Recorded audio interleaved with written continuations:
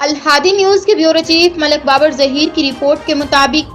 Shekau پورہ میں بنیادی مرکز صحت چھاپا، مینارہ میں چوکیدار کی لیڈی ہیلتھ ورکر سے دست درازی کی کوشش اور وحشیانہ تشدد، سنگین نتائج کی دھمکیاں۔ پولیس نے مقدمہ درج کر لیا،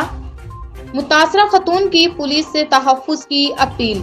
تھانہ صدر شیخو پورہ میں درج FIR کے مطابق بنیادی مرکز صحت چھاپا، مینارہ میں تعینات لیڈی ہیلتھ ورکر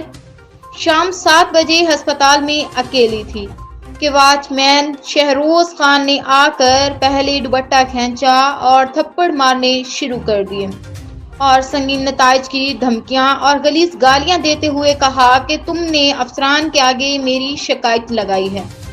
اگر آئندہ ایسا ہوا تو تیرے ٹکڑے ٹکڑے کر دوں گا۔